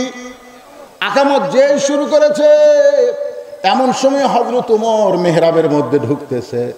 এখন আপনারা ভাবতেছেন, হুজুর আকামত শুরু করলো, আর এমন সময় ওমর ফারুক কোন দিক দিয়ে ঢুকলো? যখন আল্লাহর কোরআনের আইন চালু হবে, তখন প্রত্যেকটা ইমাম একটা করে এলাকার নেতা হবে। আর নেতা মসজিদের দরজা দিয়ে মেহরাবে আসা লাগবে না, মেহরাব থেকে একটা দরজা থাকবে, দরজার ওই পার একটা রেস্টরুম থাকবে, ওই রেস্টরুমের মধ্যে ইমাম সাহেব রেস্ট করবে। যেই মাত্র মুয়াজ্জিন আকামত দিবে, সঙ্গে সঙ্গে মসজিদের মধ্যে ঢুকবে। যদি দরজা দিয়ে ঢুকবার চায়, তাহলে আজহারের মতন বলবে 300টা পুলিশ লাগবে, ধরে কোন কথা ঠিক কিনা? আমার মতন একটা পাংশা বক্তা পাবনা ওয়াজ করে নামে যখন যাবার চাই, যেভাবে মুসাফা করার জন্য চলে আসে, আপনার বলেন তো আমার এক হাত আর 1000 হাত যদি হাতের একটা করে চাপা মারে, তাহলে হাতটা কি হবে? চিন্তা করে দেখেন, সবার একই তো লয়, কেউ আবার হ্যান্ডশেক করে, কেউ মুসাফা করে। তাহলে এখন উমর ফারুক, রাসূল বলেছেন আমার পরে কেউ যদি নবী হয় তার নাম কি? কথা কন না কেন, তার নাম কি? তাহলে দরজা দিয়ে আসবার গেলে সব মুসলিম যদি একবার হ্যান্ডশেক করবার চাই, তাহলে কারো যদি করে কারো যদি না করে মনের মধ্যে কষ্ট হবে কি হবে না? জোরে কোন হবে কি হবে না? এই জন্যে একের মেহরাব থেকে দরজা যে একামত শুরু করেছে, উমর ফারুক মেহরাবের মধ্যে ঢুকে গেছে, ওসমান গনি রাখালের হাতটা ধরে আস, রাখাল খালি দেখতেছে, এইরকম দেখতেছে, ওসমান গনি কি ধরে আছে? হাত ধরে আছে। যেই কত কামাতিস সালা মুয়াজ্জিন বলেছে, সঙ্গে সঙ্গে রাখাল আল্লাহু আকবার, ওসমান গনি রাখালের হাতটা ছেড়ে দিয়ে বলতেছে, ভাইজান ইমাম সাহেব নামাজে ভুল করলে মানুষ আল্লাহু আকবার লোকমা দেয়, এখন আকামতি শেষ হয় নাই আর তুমি আল্লাহু আকবার লোকমা দিলে। রাখাল বলতেছে, এই জন্যই তো তুই কানা, এই জন্যই এত বছর হলে সামনে কাতের নামাজ পড়িস, এখন পর্যন্ত দেখতে পাস না আমি কি জন্য লোকমা দিলাম নিয়ে, তুমি জানো? যেই বলছে এই জন্যই তুমি কানা, তৃতীয় কাতারে একজন সাহাবী দৌড়ে এসে রাখালের হাতটা হ্যাঁচকা দিয়ে বলতেছে, এই পাগল, এই তোকে সামনে কাতারে দেখার পরে আমার সন্দেহ হচ্ছে, তুই যারে কানা কানা বলতেছিস এই মহামানবকে তুই চিনিস? রাখাল চোখের পানি বের করে বলতেছে, ভাইজান আমি বারান্দার নামাজ পড়ি, আমি ভিতরের কাউকে চিনি না। সাহাবী কান্দের বলে, পাগল রে, তুই যারে কানা কানা বলে তিরস্কার করতেছিস, এই মহামানব হলো আল্লাহর নবীর ডবল জামাই ওসমান গনি। ওসমান গনি, যারা এখানে হাজী সাহেব আছেন ভাই, হেফাজ করছেন তো, যারা এখানে হাজী সাহেব আছেন আমার কথার সাথে তারা একমত হবেন, আল্লাহ রাসূলের রওজার পাশে, মসজিদ নববীর পাশে বিশাল একটা গোরস্থান আছে, বিশাল একটা গোরস্থান, তার নাম হলো জান্নাতুল বাকি। জোরে কান, নাম কি? ওই জান্নাতুল বাকির গেটের সাইডে লেখা আছে, এই জান্নাতুল বাকির মধ্যে কম করে হলো 10,000-এর বেশি সাহাবী শায়িত আছে। জোরে কান সুবহানাল্লাহ, 10,000-এরও বেশি। কে শুয়ে আছে? সাহাবী। আমাকে মাঝখানে কে শুয়ে আছে? শাহ সুলতান বলকি কোনো সাহাবী? বাংলাদেশে কোনো সাহাবীর মাজার নেই। যদি একটা থাকতো আমার মনে হয় মানুষ যে কি করতো রে ভাই, আল্লাহ জানে। আর একটা গোরস্থানে 10,000-এর বেশি সাহাবী শুয়ে আছে, সেই সাহাবীদের মধ্যে আছে নবীর 9টা বিবি ওই গোরস্থানের মধ্যে শুয়ে আছে। হযরত হাসান রাদিয়াল্লাহু ওই গোরস্থানে শুয়ে আছে, মা ফাতেমা ওই গোরস্থানে শুয়ে আছে, নবীর দুধ মা হালিমাতুস সাদিয়া ওই গোরস্থানে শুয়ে আছে। একে ঢুকতেই মানে জান্নাতুল বাকিতে ঢুকতেই যে কবরটা, সেই কবরটা হলো ওসমান গনির কবর। মানে দেখেন, একজন শুয়ে আছে নবীর ডান পাশে, একজন বাম পাশে, কে? আবু বকর আর ওমর রওজার মধ্যে আছে, আর একজন আছে ইরাকে, তার নাম হচ্ছে হযরত আলী। যেরকম তার নাম কি? হযরত আলী। আর জান্নাতুল বাকির মধ্যে এখানে প্রথমে ওসমান গনি। আমি যেই মাত্র কবরের কাছে দাঁড়াচ্ছি, প্রথমবার যেবার গেছিলাম 11 সালে, তারপর তো বহুবার গেছি, আমার গোটা দেহ থরথর করে কাঁপতেছে।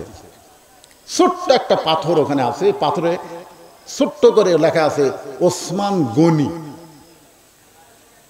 কোরআনে আল্লাহ বলতেছেন, আল্লাহু গানিয়ুন ওয়া আনতুমুল ফুকারা, আমি আল্লাহ হচ্ছি ধনী আর সবাই হচ্ছে ফকির। ধনীকে আর আমরা সবাই কি? কিন্তু রাসূল বলেছেন ইল্লা ওসমানু গানিয়ুন, এক আল্লাহ হলো ধনী আর এক ধনীর নাম হলো ওসমান। সাহাবেরা জিজ্ঞাসা করলেন, ইয়া রাসূলুল্লাহ, ওসমান কেমনে ধনী হলো? আল্লাহ রাসূল বললেন, তাহলে শোনো। একদিন আমি নবী বসে আছি, ইতিমধ্যে এক সাহাবী এসে আমার কাছে বলতেছি, ইয়া রাসূলুল্লাহ, আজকে কয়েকদিন হলে না খাওয়া, আমাকে যদি কিছু পারেন একটু আল্লাহর রাস্তায় সাহায্য করেন। সঙ্গে সঙ্গে আল্লাহ রাসূল এভাবে জুব্বা তুললেন। জুব্বা তুলে দেখে রাসূল ক্ষুধার জ্বালায় পেটে কাপড় দিয়ে পাথর বেঁধে রাখছে।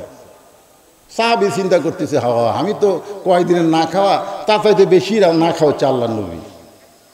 সাহাবী মনের দুঃখে যখন যাবার চাই, রাসূল ডাক দিলেন, আম্মা সাইলা ফালা তানহার, সাইলকারীকে খালি খালি ফিরান যায় না, আয় আমার কাছে। সাহাবী বসে বলতে, হুজুর আমার পেটের যে খিদে, আপনার কাছে বসা থাকলে তো খিদে যাবি না। আল্লাহ রাসূল বললেন, বস। নবীর কাছে যে সাহাবী বসে গেছে, রাসূল ডাক দিলেন, আলী, আলী রে। হঠাৎ আলী দৌড়ে আইছে, হুজুর আমারে ডাকলেন কেন? বলে আমার কাছে খাবার চাইছে, আমি আজ কয়েকদিন হলে না খাওয়া। আলী বলতেছে, হুজুর আমি 4 দিন হলে খাইনি, তা আমার ডাকে লাভ আছে? রাসূল বলতেছে, আলী রে তুই যা পারিস আমি তা পারি না, তুই যা পারিস আমি তা পারি না। ওসমান গনির কাছে একটা চিঠি লেখ, চিঠির মধ্যে লেখ 2000 টাকা, আর নিচে আমার নাম লিখে দে, আমার নাম লিখে দে, চিঠিটা আমি পাঠাইছি। হয়ত আলী চিঠির মধ্যে 2000 লিখতে গিয়ে যাচ্ছেন, আর ওই গরিব সাহেব বলতেছে, আমার 2000 দরকার নাই তো, আমার 10টা টাকা হলেই যথেষ্ট। আল্লাহ নবী বলতেছে, আমি তোমাকে যার কাছে পাঠাচ্ছি সে অল্প দিয়া খুশি হয় না। ওই চিঠিখানা নিয়ে গরিব সাহাবে ওসমান গনির দরবারে গেছে, যাই দেখে ওসমান গনি কেশিয়ারের সাথে ঝগড়া করতেছে, এই বেটা 4 আনা গেল কোথায়? এই কি হিসাব করিস রে? 4 আনার না হিসাব না দিয়া তুই কিন্তু ছুটি পাবি না। গরিব সাহাবি কয়, আল্লাহ চিঠির মধ্যে লেখা আছে 2000, আর বেটা 4 আনার জন্য কেশিয়ারকে ধরছে, না দিলে ছুটি হবি না, আমাকে 2000 টাকা দান করবি। নবীর কাছে গিয়ে বলতেছে, হুজুর আপনি দিবার পারেন না ঠিক আছে, কিন্তু এমন কৃপণের কাছে কেন পাঠাচ্ছেন যে 4 আনার জন্য কেশিয়ারকে ছাড়ে নাই? আল্লাহ রাসূল বলেন, আবার যাও। নবী ধমক দিয়ে যখন বললেন, ওসমান গনির দরবারে গিয়ে দেখে কেশিয়ারের কপাল ঘেমে ঘাম টপ টপ করে পড়তেছে, আর ওসমান গনি কিছুক্ষণ পরই বলতেছে, 4 আনার হিসাব না দিলে তোর ছুটি নেই। গরিব ভাবতেছে, আবার যদি নবীর কাছে যাই নবী আবার পাঠাই দিবে। না খাইয়া শুয়ে থাকা ভালো, কিন্তু না খাইয়া ঘোরা ভালো না। আমার গ্রামে দেখছি এক ফকির এক বাড়ির ভিক্ষা নিয়ে মাঝখানে 2 বাড়ি বাদ দিয়ে আর এক বাড়ির সামনে দাঁড়ায়। আমি ফকিরকে বললাম, ভাই এর কারণ কি? এই বাড়িতে ভিক্ষা নিয়ে মাঝখানে 2 বাড়ি বাদ দিলে, তারপরে 3য় বাড়িতে গিয়ে তুমি দাঁড়াইলা, এই 2 বাড়ি বাদ দেওয়ার কারণ কি? ফকির রাগ করে বলতে, হুজুর আপনি কি ভিক্ষা করবেন? আমি বললাম, না ভাই, বাদ দেওয়ার কারণ কি? বলে, বাদ দেওয়ার কারণ হলো এর আগে কম করে হলেও এই 2 বাড়ির 10 বার ভিক্ষা চাইছি, প্রত্যেক বাড়ি বলে বাড়ির থেকে মাফ করো। যারা ফকিরের কাছে মাফ চাই, ফকির সেই বাড়ি তালাক দিছে, কারণ ফকিরের সময়ের দাম আছে, ফকিরের সময়ের দাম আছে। এই কারণে ফকির পর্যন্ত বাড়ি তালাক দেয়। গরিব সাহাবী চিন্তা করতেছে, আবার যদি যায় আবার নবী পাঠাই দিবে, দরকার নাই। সিটি পকেটের মধ্যে রাইখা গোপন পথে যখন পলাবার চায়, এমন সময় দেখে রাস্তার মাথায় হযরত আলী দাঁড়ায় আছে। আলী বলতেছে, ভাই তোমার যে চিঠি লিখে দিলাম, এই চিঠি লেখার হাদিয়া হিসেবে তুমি 2টা দিরহাম আমাকে দিয়ে দাও। তোমার 2000-এর মধ্যে মাত্র 2টা দিরহাম আমি চাচ্ছি। আমার হাসান হোসেন না খেয়ে কাঁদতেছে। গরিব সাহেব বলতেছে, আলী রে যদি আমার কাছে 2000 টাকা থাকতো তাহলে টাকার ব্যাগ কি টোপলা থাকতো, কিন্তু দেখো তো আমার কাছে কিছু নাই। তো কিছু নাই কেন? বলে, আমি 2 বার গেলাম 4 আনার জন্য, যে ওসমান কেশিয়ারকে ছাড়ে না, সে ওসমানের কাছে আমি চিঠি দেওয়ার সাহস পাইলাম না। সঙ্গে সঙ্গে আলী চিৎকার করে বলতেছে, মা ইয়ান্তিকু আনিল হাওয়া ইন হুয়া ইল্লা ওয়াহয়ুহা, জোরে কান সুবহানাল্লাহ। নফসের তাও নাই, নবী কিছুই বলেন, নবী যা কিছু করে কে করায়? যা। এমন ধমক মারছে। আলীর ভয়ে ওসমান গনির দরবারে যায়, দেখে কেশিয়ার আর ওসমান 2জনই আল্লাহর শুকর আদায় করতেছে, আলহামদুলিল্লাহ আলহামদুলিল্লাহ, মানে হিসাব মিলে গেছে। আপনারা বলেন তো, এই 4 আনার জন্য ওসমান গনি কেশিয়ারকে কেন এরকম ধমক দিচ্ছেন? কারণ যারা সম্পদশালী হবে তাদের সম্পদ হিসাব করে বছর অন্তর জাকাত দেওয়া লাগবে। জোরে কোন কথা ঠিক কিনা? আপনি ইচ্ছা মতো জাকাত দিবেন তা চলবে না।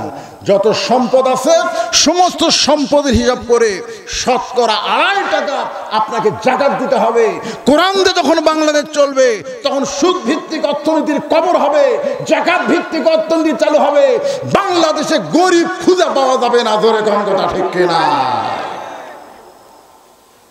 2জনে আল্লাহর শুকরিয়া আদায় করতেছে।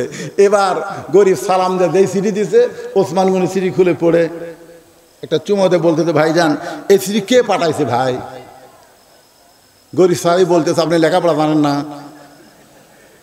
চিঠির নিচে দেখেন আল্লাহর নবী পাঠাই দিছে। ওসমান গনি সঙ্গে সঙ্গে চুমো খায় বলতে, ভাইজান এই চিঠি কে পাঠাইছে? গরিব সাহাবী বলতেছে আল্লাহর নবী এই চিঠি পাঠাইছে। সঙ্গে সঙ্গে ওসমান গনি চিঠিতে চুমু দিয়ে বলে, ভাইজান এই চিঠি কে পাঠাইছে? গরিব মনে মনে ভাবতেছে চিঠির মধ্যে 2000 দিকে পাগলা হচ্ছে রে। রাগ করে বলতেছে আল্লাহর নবী এই চিঠি পাঠাইছে। সঙ্গে সঙ্গে ওসমান গনি চিঠিতে চুমু দিয়ে বলে, ভাইজান এই চিঠি কে পাঠাইছে? গরিব রাগ করে বলতেছে পরপর 3 বার বললাম, তারপরে যখন জানতে চাস আমার বিশ্বাস তুই পাগলা হয়ে গেছিস, তুই দান করবি না। রাগ করে নবীর কাছে গিয়ে নালিশ করি, ইয়া রাসূলুল্লাহ চিঠি দিলাম, পরপর 3 বার আপনার নাম শুনলো, তারপরে শুনতে চাই, আমি বলি নাই, আমি রাগ করে আপনাকে নালিশ জানাই। রাসূল কান্দার বলে, আল্লাহ আমার ওসমান তো এমন হওয়ার কথা ছিল না, আমার ওসমান তো এমন হওয়ার কথা ছিল না। এই কথা যেই মাত্র নবী বলতেছে আল্লাহকে, সঙ্গে সঙ্গে ওসমান গনি 1 টোপলা টাকা নিয়ে নবীর সামনে হাজির। আল্লাহ নবী বলে, ওসমান এই গরিবকে তুমি 2000 টাকা দান করবা। 2000 টাকা দান না করে 1 টোপলা টাকা নিয়ে কেন আইসা? ওসমান গনি বলতে, তো হুজুর আমি নিয়ত করেছিলাম চিঠি পাওয়ার সঙ্গে সঙ্গে আমার ভাইকে 2000 টাকা দিব, আর যতবার আপনার নাম বলবে ততবার 2000 টাকা করে আমি বাড়াই দিব। আমি নিয়ত করেছিলাম যতবার আপনার নাম বলবে ততবার 2000 করে বাড়াই দিব। এ পর্যন্ত 3 বার আপনার নাম বলেছে, 3 বার নাম বলার কারণে 6000, আর চিঠির কারণে 2000, এই 8000 টাকার টোপলা নিয়ে আপনার সামনে আইছি। আপনার পবিত্র হাত দিয়ে গরিব ভাইকে আপনি দিয়া দেন। আল্লাহ নবী কান্দের বলে, আল্লাহ যে ওসমান আমার নাম শোনার সঙ্গে সঙ্গে 2000 টাকা বাড়ায় দেয়, আমি গরিব নবী ওসমানকে কি দিব? আল্লাহ বলতেছে, ইয়া রাসূলুল্লাহ আপনি কিছু দিবার না পারলে কি হবে, আমি আল্লাহ আমার গানি ডিগ্রি ওসমানকে দিয়া দিলাম। আপনারা বলেন তো, আল্লাহ রাস্তায় দান করলে কমে না বাড়ে? জোরে কোন কমে না বাড়ে? সব কাটলে কমে, কিন্তু পুকুর কাটলে কি হয়? জোরে কোন পুকুর কাটলে কি হয়?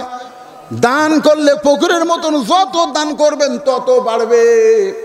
ওসমান গনি আর রাখালের কথা আমি রাইখা এসে আপনাদের সামনে ওসমান গনি কেমনে হলো এইটা বলার পেছনে কারণ হলো, এই আনসিজনে একটা মাহফিল করেছে ছেলেরা, এই ছেলেরা মাহফিল করে ধরা খাইছে। ভাইজান আমার জামাই আদায় করেছে, আদায়টা তেমন হয় নাই।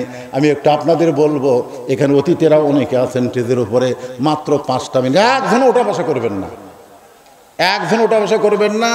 রাখাল আর ওসমানের ঘটনা শোনা লাগবে না? জোরেগণ কি জন্য রাখাল সামনে কাতারে শোনার দরকার আছে না? না বলবো, আমি না বলে এখান থেকে যাবো না, কারণ আগামীকাল পর্যন্ত বাঁচার কোনো গ্যারান্টি আমার নাই।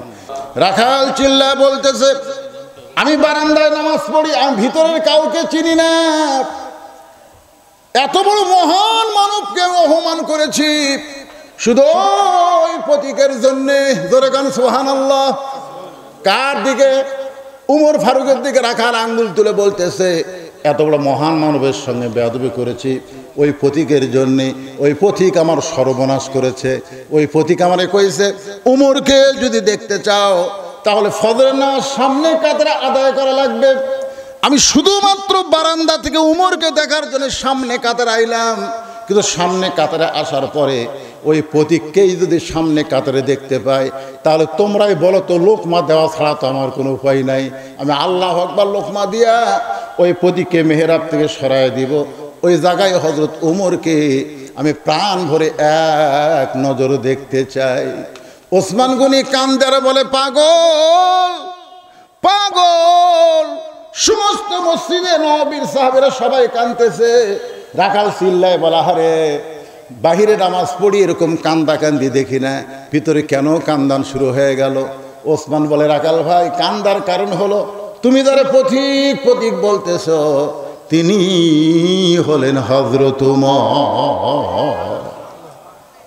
গাছের গোড়া কাটলে গাছটা যেমন পড়ে যায়, রাখাল তেমনি পড়ে গিয়া মেহরাবের মধ্যে কাটা মুরগির মতন ছটফট করতেছে আর বলতেছে, আমির আল মুমিনিন, আমি আপনাকে তওবা পড়াইছি, আমি আপনাকে মুনাফিক কইছি, আমি আপনাকে ভণ্ড কইছি, এত কিছু বলার পরেও আপনি অধম রাখালকে কিছুই বলেন নাই।